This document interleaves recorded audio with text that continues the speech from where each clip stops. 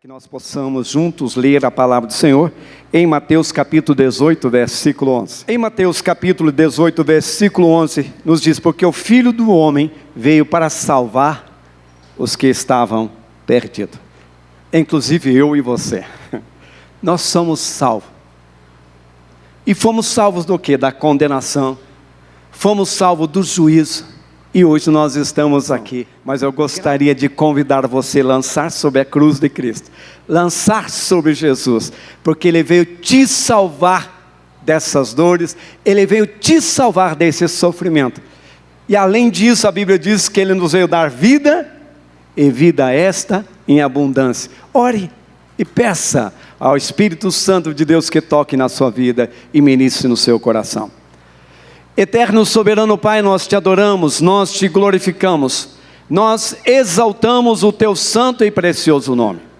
Queremos pedir que a graça do Senhor esteja sobre nós, e que o teu Espírito esteja conduzindo-nos, que o Espírito do Senhor esteja ministrando no coração do teu povo, que haja, Senhor, ó Deus, mover da tua presença para trazer cura, para trazer libertação, para trazer salvação, e que o teu nome seja exaltado. Te adoramos e te glorificamos no nome de Jesus. Amém. O propósito por que Deus chamou Abraão.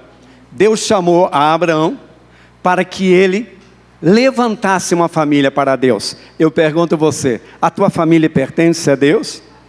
E ali Deus então orientou Abraão, e algo bem sucinto, o que Deus pediu a Abraão: obediência.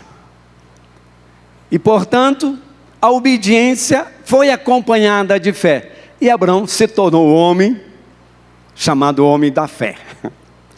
Depois disso, houve um crescimento tão grande do povo, que tinha por herança, tinha por um cuidado de Deus, uma proteção de Deus, e se multiplicou tanto, que este povo, num período de 400 a 430 anos, ficaram escravos no Egito. E ali Deus ouviu o clamor do seu povo, aonde Deus levantou o libertador, e Deus chamou Moisés. Interessante que a tradução de Moisés quer dizer tirado das águas. Deus libertou Moisés da morte, e através de Moisés, também da sua obediência, da sua decisão, ele não apenas tirou o povo do Egito, mas levou para uma terra abençoada, uma terra próspera, uma terra onde mana leite e mel. E agora, qual é o chamado especial de Jesus? Porque, meus queridos, desde que Deus intentou, desejou enviar seu Filho, a história nos relata que desde o início da criação, Deus já propôs algo que pudesse redimir o homem da condenação. E desde o início do mundo, Deus vinha planejando quando o seu Filho seria entregue por mim e por você.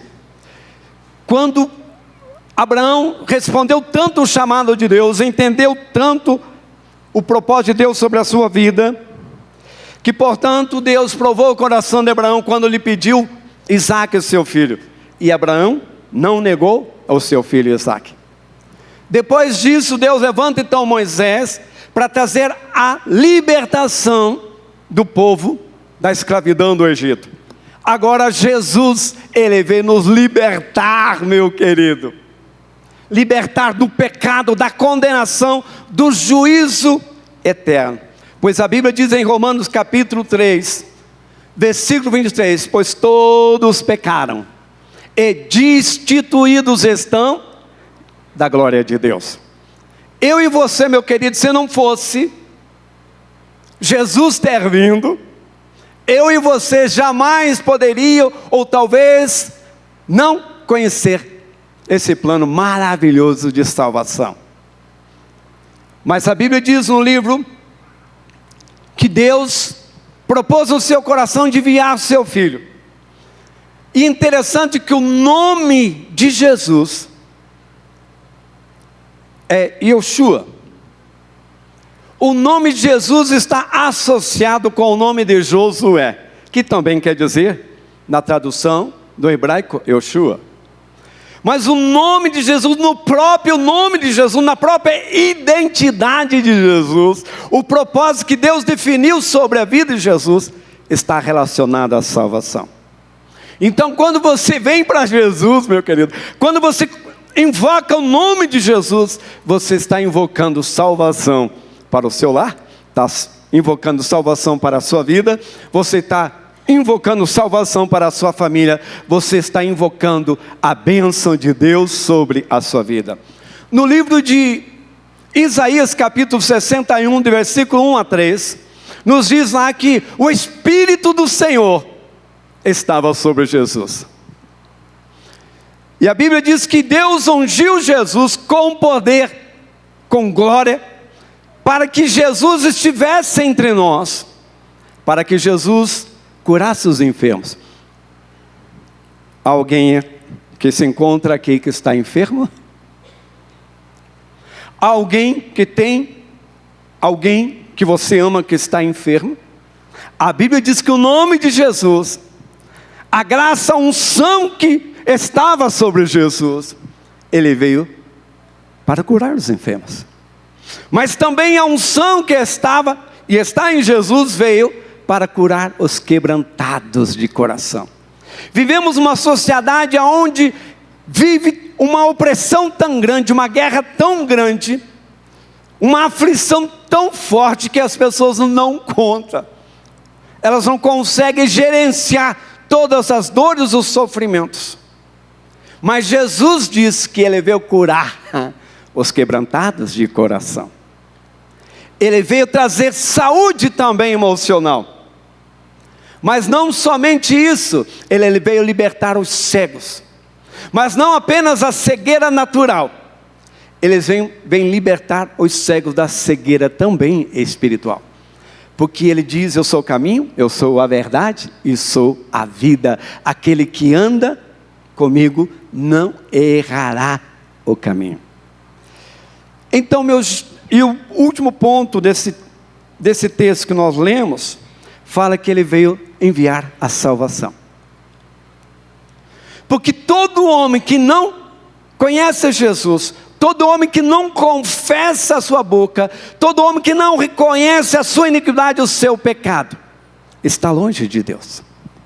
Em vez de salvação, em vez do destino que o Senhor preparou para cada um de nós, que é um destino eterno, estando diante dele, adorando em santidade, ao contrário, teremos juízo eterno.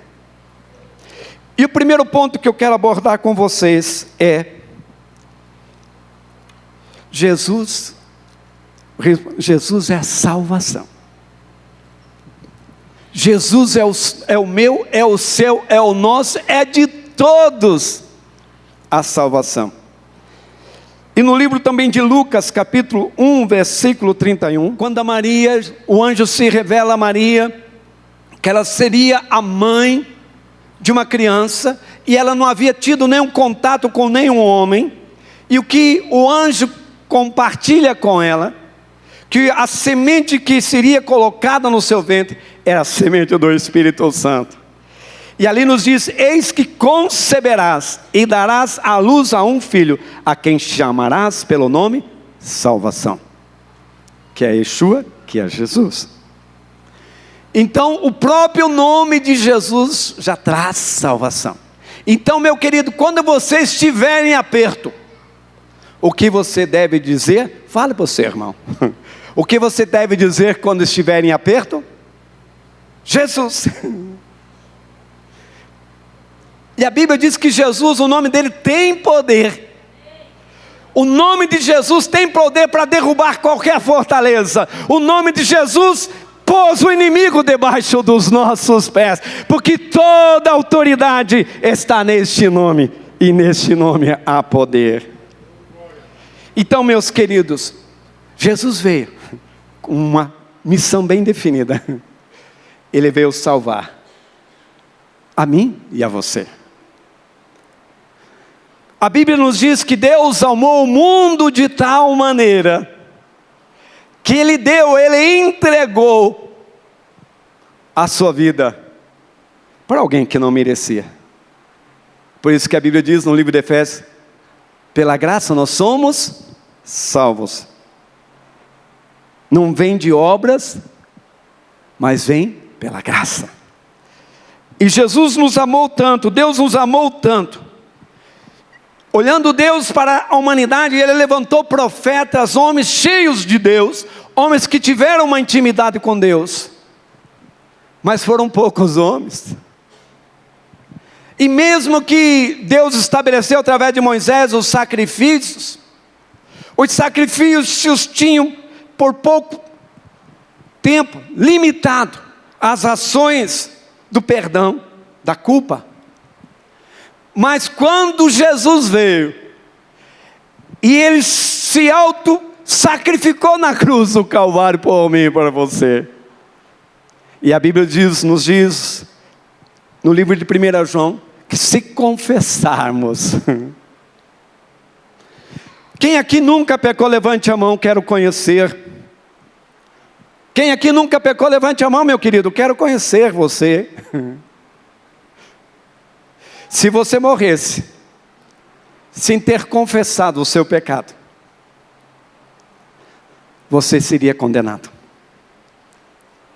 Mas se você tendo a consciência, porque você tem o Espírito de Deus no seu coração, você tendo a consciência que você pecou. E o que é pecado? É quebrar princípios de Deus. Então, meus queridos, quando você peca, em 1 João capítulo 1, versículo 9, nos diz: se confessarmos os nossos pecados. Quando você toma consciência que você feriu o coração de Deus, que você entristeceu o Espírito Santo de Deus, você corre para o seu quarto, fecha ali a porta, abre o teu coração, se arrepende, pede perdão. O que vem posteriormente à tua confissão? Vem paz no seu coração. Estão comigo? Amém?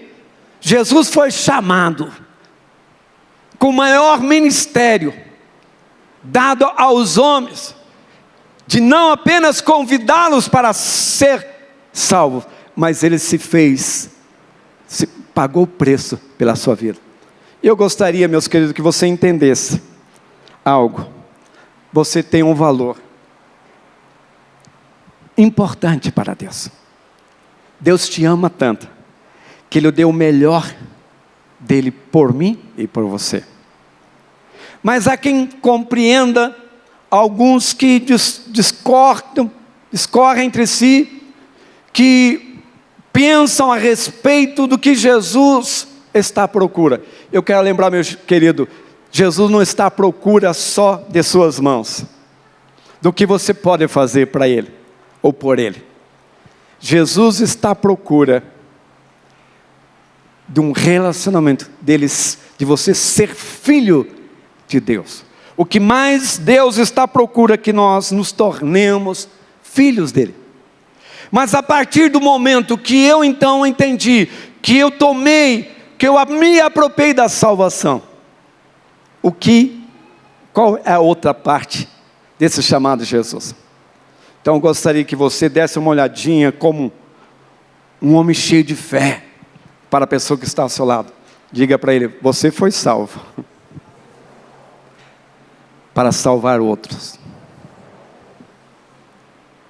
Então, quando Jesus fala a respeito disso, Ele chama os seus discípulos, depois que os discípulos compreenderam que eles eram chamados por Deus para ser filhos de Deus, para conhecer, para aceitar o plano de salvação. Daí Jesus então fala em Marcos, capítulo 16, versículo 15 a 18, que nos diz: e disse-lhes: ide por todo o mundo, pregai o evangelho a toda criatura. Quem crer e for batizado, hoje nós vimos a irmã Raquel se batizando, você que ainda não decidiu, procure a data ali para se batizar. Quem crer e for batizado será salvo, quem porém não crer será condenado.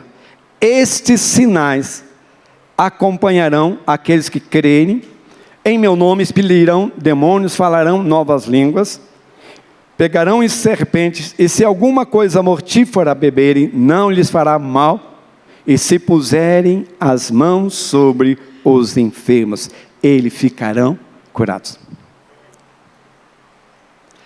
você carrega a salvação dentro de você, meu querido. Estão entendendo, meu querido? Há poder no nome de Jesus. Não apenas para você desfrutar deste poder, mas também para transmitir, ser canal deste poder, deste nome, que é Jesus. E ali, esse texto, por que Jesus referiu isso? Certa vez alguém procurou Jesus para ser curado. E Jesus, olhando para essa pessoa, disse: olha, espera aí, espera um pouco. Veja eu pregando, veja eu curando pessoas, para que daí você tenha fé, para ser curado também. E aquela pessoa tinha tanta fé, ela não dependia de ver, porque ela entendeu, ela creu no seu coração. Jesus então orou por ela, e ela foi curada. Mas há muitas pessoas que são que nem Tomé. Eu acredito que os Tomé não vieram hoje no culto, né? Mas tem muitas pessoas que são que nem Tomé. Eles só creem se eles verem. Então, meus queridos, a maior testemunha para os seus amigos de Jesus, aonde estão elas? Aquilo que Jesus fez na sua vida. E ainda continua fazendo. Você é testemunha de Jesus. Jesus te chamou. Então seja obediente no idem. Jesus te curou. Alguém aqui, quantos aqui já receberam alguma bênção do Senhor? Agora, quantos compartilharam desta bênção, anunciando que foi o poder de Jesus na sua vida? Para as pessoas que estão em sua volta, levante a sua mão. Diminuiu. Agora, meus queridos, a Bíblia nos diz: como virão se não há quem pregue? Para você pregar, não precisa estar aqui em cima. Você muitas vezes não precisa nem usar muitas palavras. Você apenas precisa falar daquilo que você viveu, daquilo que você experimentou, daquilo que Ele fez na minha e na sua vida. Então, através do seu testemunho, você estará agradando, você estará respondendo o chamado. Deus te chamou para você ser filho, por isso que você é salvo, amém? Quantos ainda não são salvos nessa noite, levante a mão, para que nós oremos. Então, meus queridos, Deus nos chamou. Deus nos chamou, nos tirou do pecado, porque havia uma condenação imposta sobre nós. Você poderia ser a pessoa mais boazinha possível. Você poderia dar até o teu corpo para ser queimado. Você poderia fazer inúmeras obras.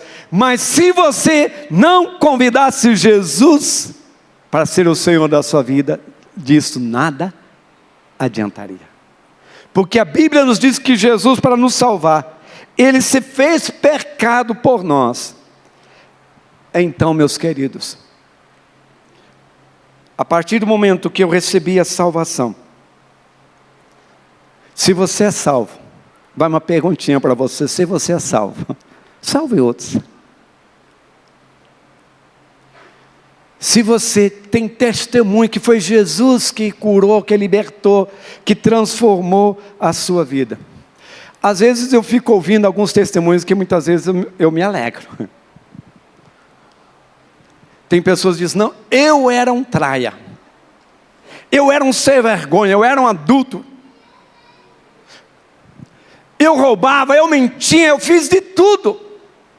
Mas um dia Jesus me encontrou e me libertou. Eu pergunto: algum plano na sociedade tem poder para mudar, se não for Jesus Cristo? E o terceiro e último ponto: é necessário que não apenas eu sirva Jesus, não apenas eu testemunho de Jesus, não apenas eu prego o Evangelho, mas eu também discipulo, treine pessoas para carregar esse nome, para anunciar. Porque, meus queridos, tem lugares que eu não vou estar, e Deus colocou você. na sua área de trabalho. Deus te colocou você em outros lugares que eu posso não ter acesso. Mas quando vai um crente, quando eu estava fazendo universidade, eu tomei ali precaução de não estar agindo por emoção, por insensatez. Eu não anunciei que eu era crente, muito menos pastor. Cheguei ali, mas eu procurei dar bom testemunho nas minhas escolhas, nas minhas posturas. Logo o pessoal já descobriu. Então, toda hora do intervalo de aula, eles saíam para contar piadinhas, falar das programação, das loucuras deles. E eu chegava na rodinha deles, na hora parava de conversar. E eu então, daí eles mudavam de conversa, eu ali compartilhava algumas coisas, e alguns momentos, quando ele estava em crises, ele me chamava: Mário, eu sei que você é pastor, você pode orar por mim? Você pode dar alguns conselhos? Então, meu querido, você não precisa ser crente porque carrega uma Bíblia grande, aquela do estudo vida, aquela bem grandona, que muitas vezes pode até te entortar um pouquinho a coluna. Você não precisa, meu querido, colocar uma faixa de crente, porque a sua vida testemunhará que Jesus está em você. Existe uma música que provavelmente a pastora Jane cantava: com a Bíblia na mão, ali vai um crente. Mas eu não vou cantar porque nosso horário está correndo. E o terceiro ponto, meu querido, que eu quero compartilhar: como você espera que o seu vizinho, o seu parente, o seu esposo, a sua esposa, o seu amigo conheça Jesus? Se ele não ver Jesus em sua vida.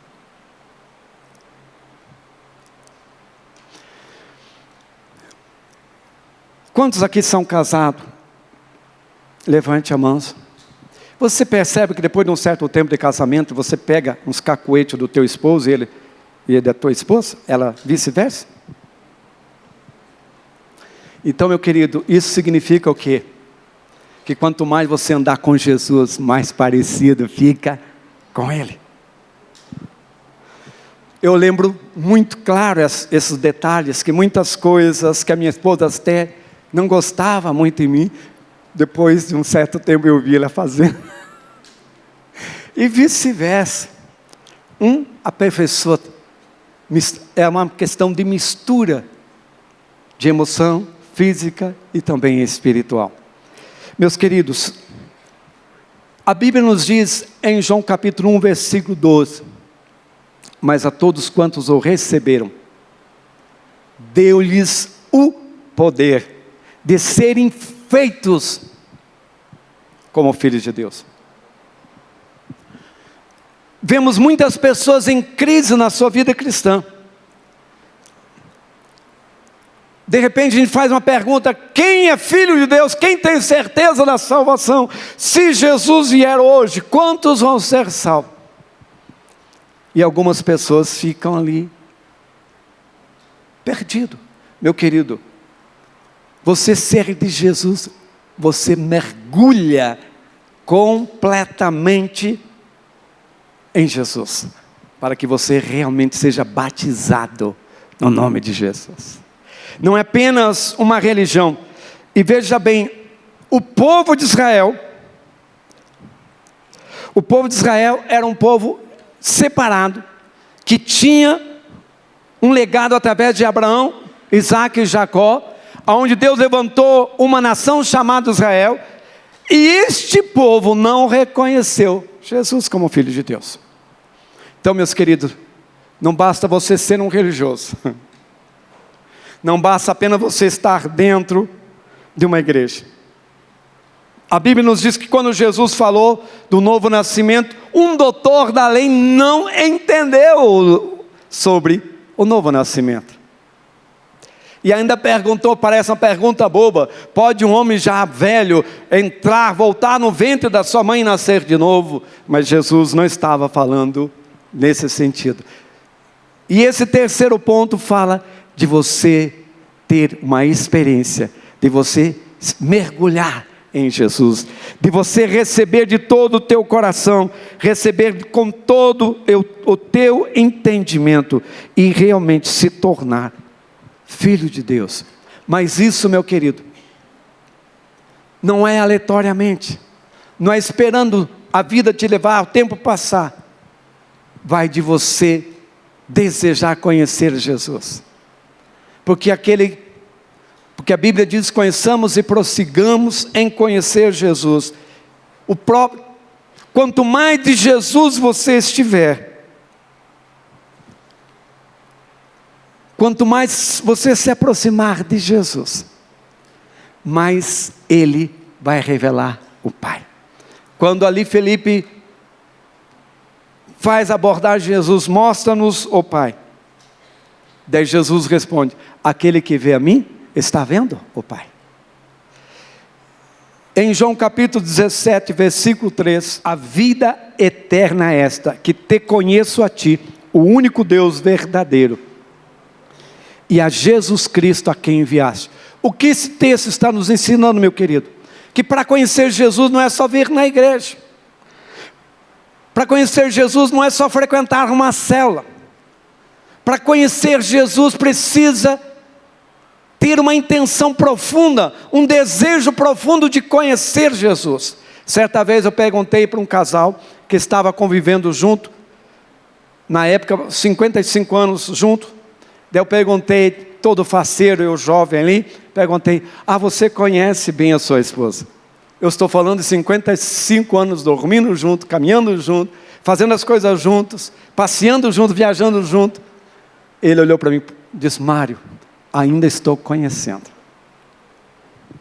Agora imagine, meu querido, você conhecer Deus, conhecer Jesus, que é Espírito.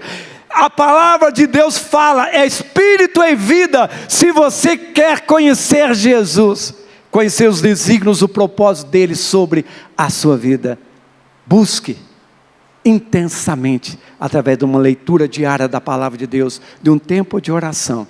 Mas não espere o tempo passar, porque a Bíblia diz que para conhecer é uma escolha, uma decisão tua.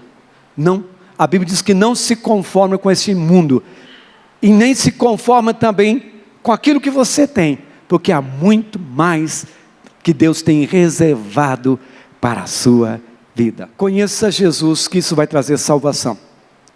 Conheça Jesus, o seu chamado, e assim você será útil no reino de Deus. Conheça Jesus e se disponha a também ajudar com que outros conheçam a Jesus, e o nome dele será exaltado. Quantas pessoas, meus queridos, poderão estar destinadas ao inferno, porque você esteve com elas e se calou, não falou do amor de Deus, porque Jesus não é religião, Jesus é uma pessoa, e Jesus é a própria palavra, porque a Bíblia nos diz que o verbo se fez carne, e ele habitou entre nós. Amém? Deus chamou Abraão para instituir uma família, para apresentar a Deus a esta família, para criar um estilo de vida, um estilo de obediência, de valores, que estariam manifestando Deus. E Deus levantou Moisés, depois dessa família ter crescido, se tornado uma multidão, e ali, através de Moisés, Deus deu ordem, deu princípios morais e espirituais, para que esta família perseverasse e mantivesse os desígnios de Deus na sua vida. E Deus chamou e enviou Jesus para estar entre nós, para conhecer as nossas dores, para conhecer as nossas limitações. Mas Jesus não apenas passou por essa terra, mas Ele marcou cada um de nós, e Ele então fez o último e o maior ato de amor e sacrifício por mim e por você, para que eu e você não sofresse a condenação eterna. Porque é interessante, todos os homens falavam daquilo que imaginavam acerca de Deus. Mas Jesus, ele veio revelar Deus aos homens. E portanto, quando ele estava nos últimos momentos da sua morte, quando os homens quiseram deter Jesus, Jesus diz: não, vocês não poderão me deter, porque eu preciso ir para preparar lugar para vocês, para que aonde eu esteja, vós também estejais.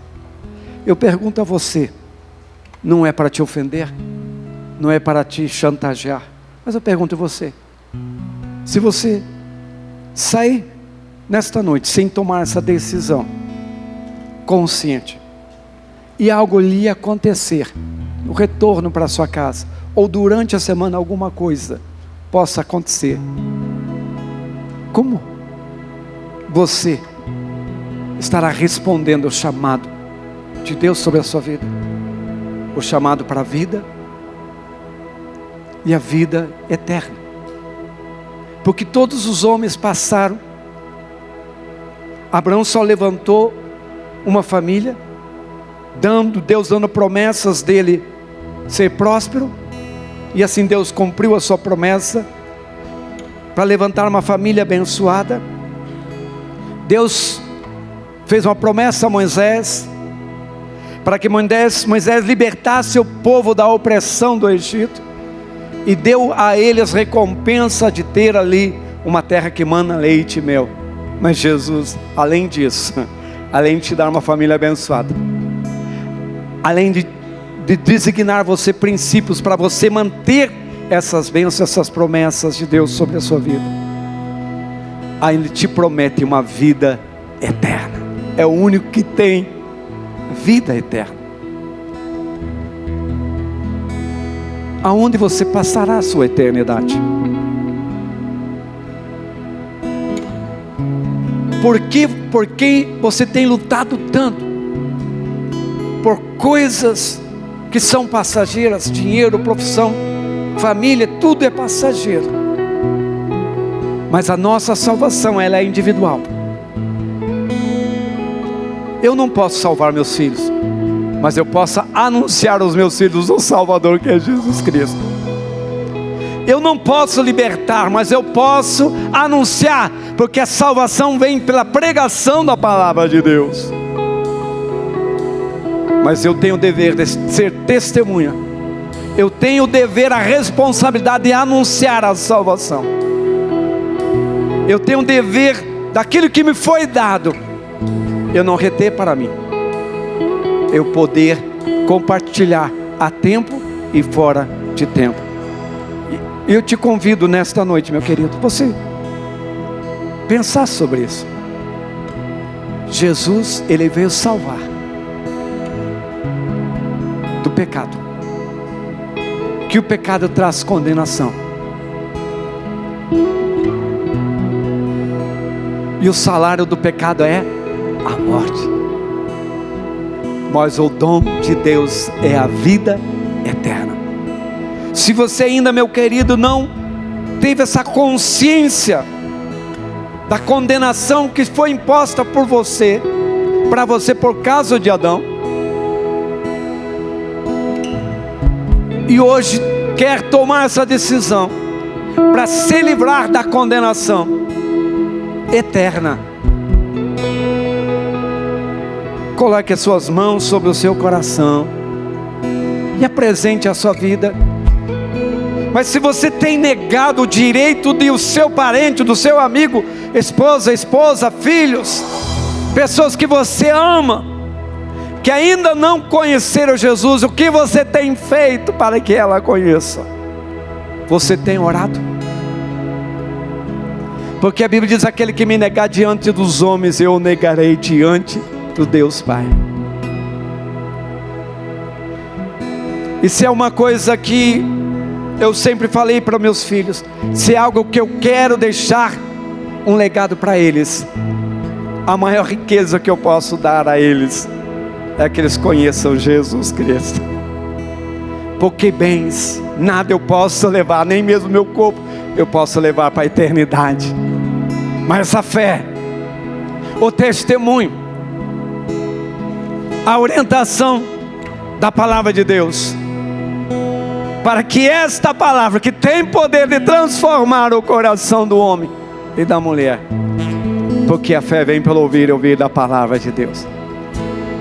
E neste momento, se você ainda não decidiu e quer decidir nesta noite, apresente a sua vida diante do Senhor. Mas se você que tem omitido aquilo que Deus colocou sobre a sua vida, Jesus veio para salvar, Ele veio para apresentar o Pai. Agora você tem a oportunidade de apresentar o Pai e também o Filho. E você tem sobre você a graça, a unção do Espírito Santo para falar do amor de Deus, para falar, para testemunhar com a sua própria vida, também com suas palavras, que Jesus não é religião. Porque muitas religiões, em vez de aproximar de Deus, ainda afasta de Deus.